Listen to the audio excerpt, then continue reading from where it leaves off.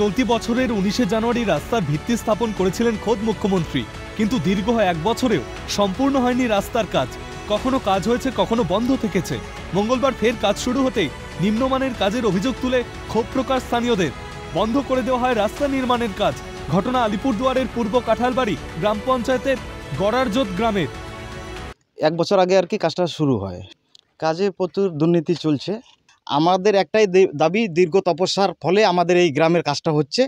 তো কাজ হওয়ার আগে আমরা যখন শুনেছিলাম যে কাজ এই গ্রামে হচ্ছে, তখন আমরা কিন্তু গ্রামবাসী সকলে আনন্দিত ছিলাম যে আমাদের দীর্ঘ তপস্যার ফলে আমাদের গ্রামে কাজ হচ্ছে।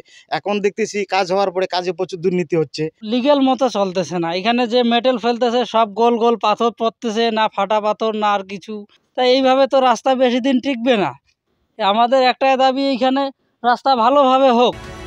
রাস্তার কাজ কি খারাপ হচ্ছে? উপস্থিত ঠিকাদার এক প্রকার নিমরাজি হয়েও বোধহয় অভিযোগ স্বীকার করে নিলেন। ওটাও জানাচ্ছি, ওটা সকালবেলা জানাচ্ছি, ওই যে চালাও পরে কালকে আমি যাব, দেখে সব ব্যবস্থা করে দিব। 5টা আঙুল তো সমান হয় না, একটু কম বেশি হয়।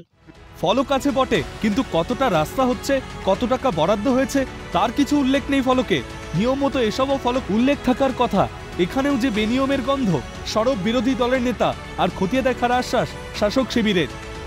এই রাস্তার কাজ হওয়ার জন্য এর আগেও দুবার শিলান্যাস হয়েছে, কিন্তু শিলা দিদির ভাইয়েরা শুধু শিলান্যাসই করে গেছে, কিন্তু কাজের কাজ কিছুই হয়নি।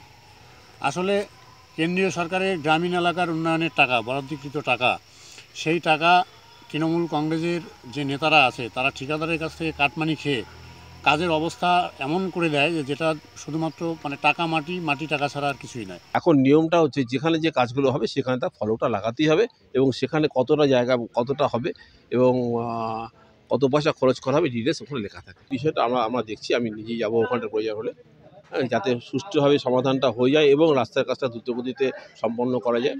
পাকা রাস্তা, ন্যূনতম নাগরিক পরিষেবা পেতে 1 বছর অপেক্ষা করেছেন গড়ারজোত গ্রামের বাসিন্দারা। আর কতদিন অপেক্ষা করতে হবে তা বোধহয় তারা জানেও না।